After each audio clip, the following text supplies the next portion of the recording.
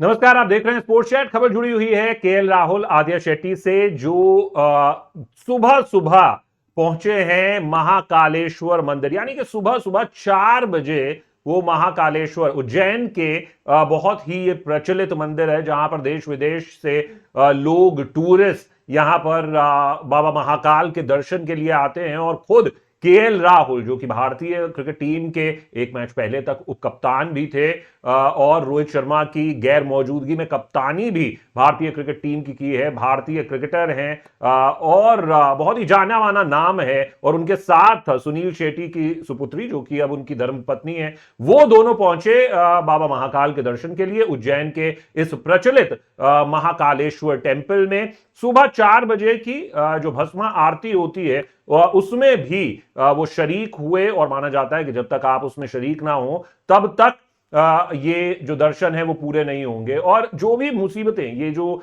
कथाएं हैं, जो पूरी बातें इस मंदिर के बारे में कही गई हैं, उसमें ये साफ तौर पर कहा गया है कि जो भी आपके दुख हैं वो इसके चलते, यहां पर दर्शन के चलते दूर हो जाएंगे। लेकिन ये पूरा माजरा क्या है? दरअसल ये पहली बार दोनों अभी हाल ही में 23 जनवरी को खंडाला के सुनील शेट्टी के जो फार्म हाउस है, जो उनका बंगलो है, वहां पर इन दोनों की शादी हुई थी। तो ये पहली बार है जब वो महाकालेश्वर टेम्पल में पहुंचे हैं, एक साथ पहुंचे हैं। और जिस तरीके की फॉर्म से अभी केएल राहुल गुजर रहे हैं, और जिस तरीके से उन्हें दिक्कतें आ रही हैं, ऐसा माना जा रहा है कि ये उसको उबारने के, वहां से सुधारने के लिए अपने आप को, वो भी एक दर्शन के लिए हो सकता है कि केएल राहुल वहां पहुंचे। लेकिन इस मंदिर की कथाएं क्या है, ये मंदिर की वैल्यू क्या है, कि क्या लोग, इसकी मान्यताएं क्या हैं, वो मैं आपको बताने की कोशिश करता हूं।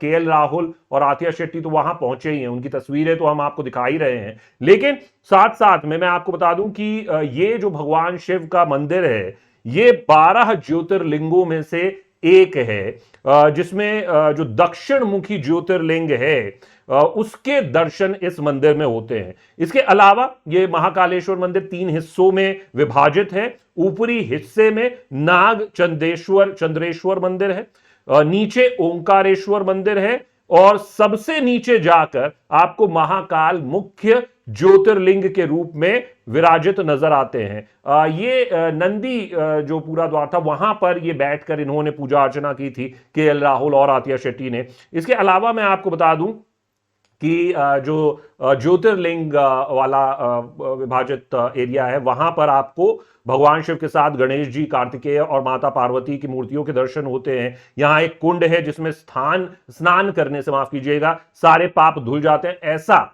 मान्यता है। इसके अलावा उज्जैन में महाकाल प्रकट होने से जुड़ी भी एक पूरी कथा है।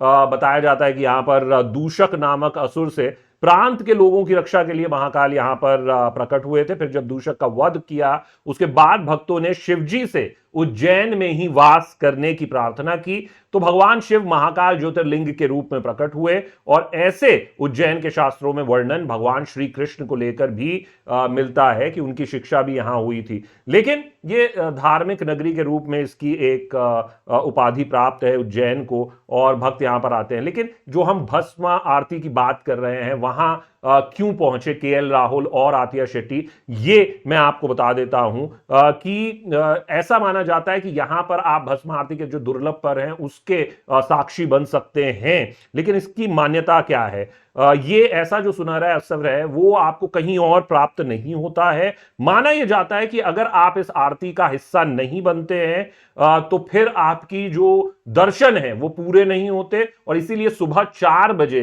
केएल राहुल और आतिया शेट्टी इस भस्मा आरती में, क्योंकि तभी द्वार खुल जाते हैं। यहां पर बहुत से जो वीआईपीज है वो आते रहते हैं। अभी इससे ठीक पहले जो बॉलीवुड अदाकारा भूमि पेडनेकर है, वो भी यहां पहुंची थी। तो लेकिन भस्मा आरती के लिए यह माना जाता है कि इससे सभी कष्ट आपके दूर हो जाते हैं। और इसके बिना जैसा मैंने बताया कि दर्शन को पूरा भी नहीं माना जाता। चंद्रेश्वर मंदिर, नागचंद्रेश्वर मंदिर और महाकाल की शाही सवारी भी यहां पर जो पर्यटक आते हैं उनकी रुचि उसमें रहती है। अब हर सुबह महाकाल की ये भस्म आरती होती है, उनका श्रृंगार होता है और उन्हें जगाया जाता है इसी तरीके से। और इसके लिए वर्षों पहले शमशान से भस्म, जो भस्म होती है, भस्मा आरती इसीलिए इसका नाम है, तो जो भस्म होती है वो शमशान से लाने की परंपरा थी।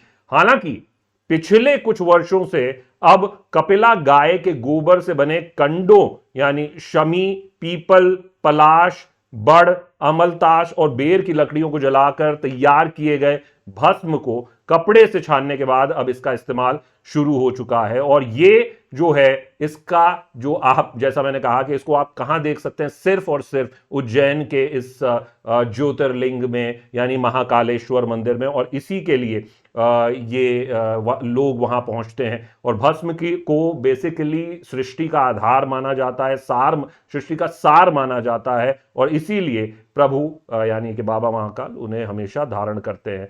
तो ये जैसा कि आपने अगर केएल राहुल की जो धर्मपत्नी है आतिया शेट्टी, उनको आपने घूंघट में यहां पर देखा है, तो वो किस लिए ऐसा होता है कि नियम अनुसार महिलाओं को आरती के समय घूंघट करना पड़ता है और महिलाएं इस आरती को नहीं देख सकती हैं। ये धारणा है, ये मान्यता है। और इसके साथ ही, और आपको अगर फोटोज में दिखाई दे तो एक कुछ जगहों पर जो आतिया शेट्टी वो अलग हैं और केएल राहुल अलग हैं, अकेले हैं, तो वो भी हम दिखाने की कोशिश आपको करेंगे।